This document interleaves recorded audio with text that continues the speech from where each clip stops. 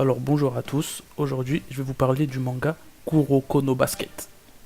Alors pourquoi j'ai choisi de parler de Kuroko no Basket? Tout simplement parce que cet anime il est génial. Franchement je pèse mes mots encore quand je dis ça, hein. Franchement il est vraiment mortel. On va recommencer avec cet anime. Franchement l'histoire, déjà l'histoire elle est super intéressante. Direct et dedans. Donc dans l'histoire j'ai pas envie de trop spoil mais on va suivre un club de basket lycéen avec donc deux personnages on va dire principaux qui seront des rookies. Donc pour ceux qui ne savent pas, c'est des premières années, des novices qui vont donc intégrer directement le 5 majeur de leur équipe.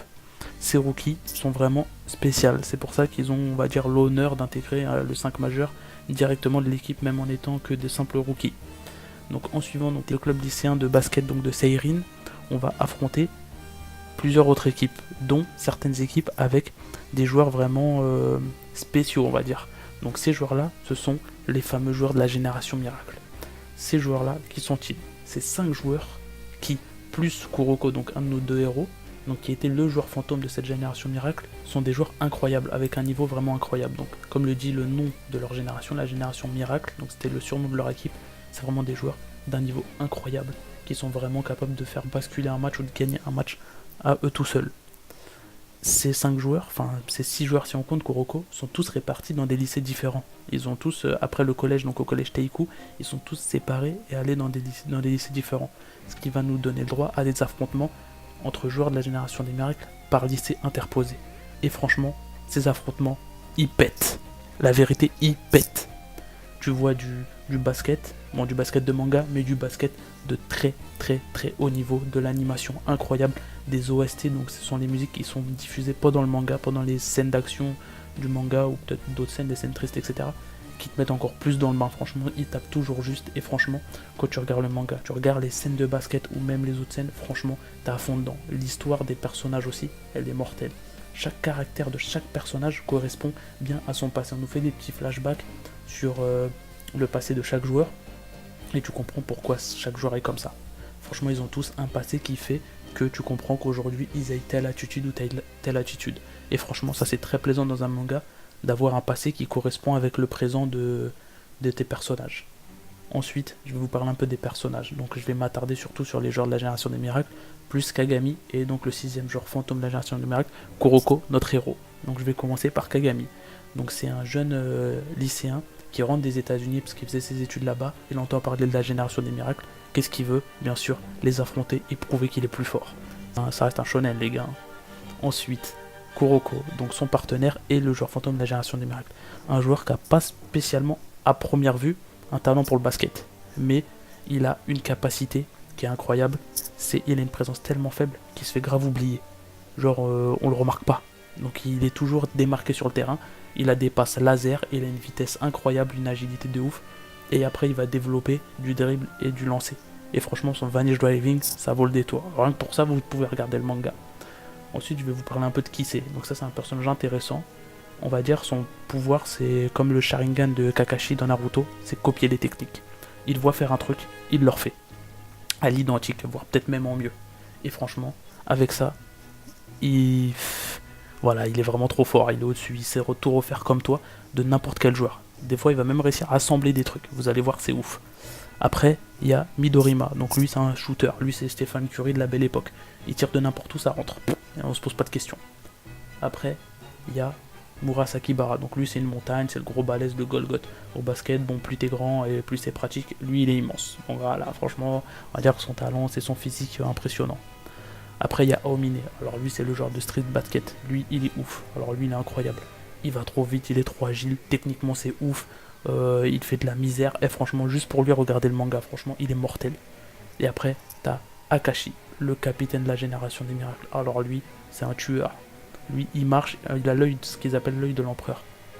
En marchant, il te dribble. Il te fait tomber. Son pouvoir, en fait, il peut voir un peu l'avenir. Donc il a un sens de l'anticipation tellement fort que genre bon c'est refait en manga et grâce à son œil, donc l'œil de l'empereur, il peut voir un peu l'avenir. Il sait ce que tu vas faire avant même que toi tu penses à le faire. Donc c'est carrément fort. Et avec ce pouvoir, il te met le cul par terre en te dribblant, en faisant l'inverse de ce que toi tu croyais, tu perds l'équilibre, t'as le cul par terre. Franchement, il est badass ultime. Donc là j'ai fait un peu le tour des personnages principaux, donc les 5 joueurs de la génération des miracles. Kuroko, le 6ème joueur fantôme de la génération des miracles, et Kagami, le nouvel arrivant, le joueur qui a le niveau, voire qui est plus fort que la génération des miracles. Après, il y a un truc intéressant dans le manga, c'est la zone. Donc la zone, c'est, on va dire, un état de concentration et une envie de gagner tellement forte qui fait que tu dépasses vraiment tes limites et que tu atteins ton potentiel ultime. Donc à chaque fois qu'un joueur va rentrer donc dans cette zone, il va vraiment atteindre son niveau de basket ultime grâce à un état de concentration et une envie de gagner extrêmement forte. Franchement, aussi au niveau de l'animation, au niveau des musiques, que ce soit l'opening, l'ending ou l'OST, franchement il tape toujours juste. L'animation, elle est fluide, franchement c'est fluide, c'est dynamique, tu t'ennuies pas, tu comprends exactement ce qu'ils veulent te faire comprendre, les mouvements sont corrects, franchement c'est magnifique. Après en termes de graphisme, franchement c'est joli. Moi je trouve que les personnages ils sont plutôt un beau chara-design. Ils sont plutôt bien faits, les décors sont beaux. Les terrains de basket et les ballons, franchement, c'est bien fait. C'est pas comme dans Olive et Tom où le ballon il se déforme ou quoi. Là, franchement, le ballon il est rond, il reste rond quoi. Y a pas de souci. Au niveau des musiques, opening et ending, donc tous, vu qu'il y a 3 saisons, donc il y en aura plusieurs. Tous les openings et les endings, ils sont terribles. Après, les OST, franchement, ils te mettent trop dans le bain. Ils collent juste avec le moment où t'es. Ils sont dynamiques quand il faut être dynamique. Ils sont doux quand il faut être doux. Franchement, ils tapent juste aussi, ils te mettent encore plus dans l'émotion qu'ils veulent te faire passer.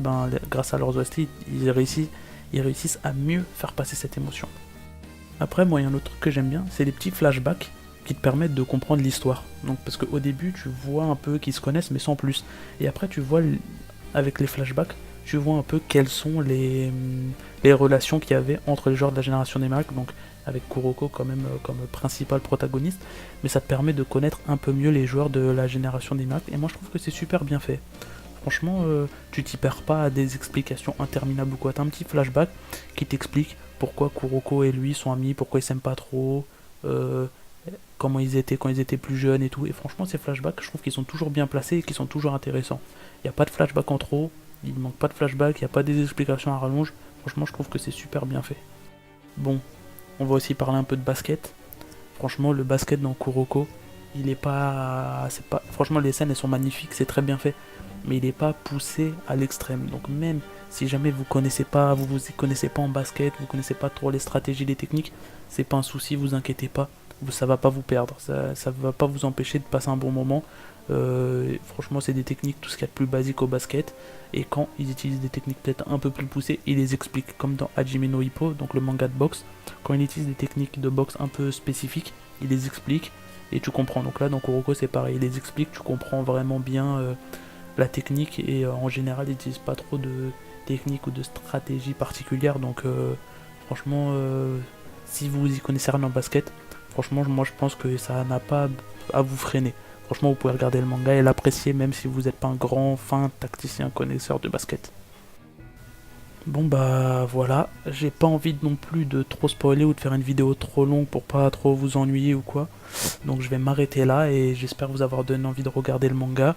Et si vous le regardez, bah dites-moi ce que vous en avez pensé, mais je pense que vous allez être plutôt surpris agréablement parce que c'est vraiment un manga de qualité qui mérite d'être regardé. Donc voilà, je vous remercie et à bientôt j'espère.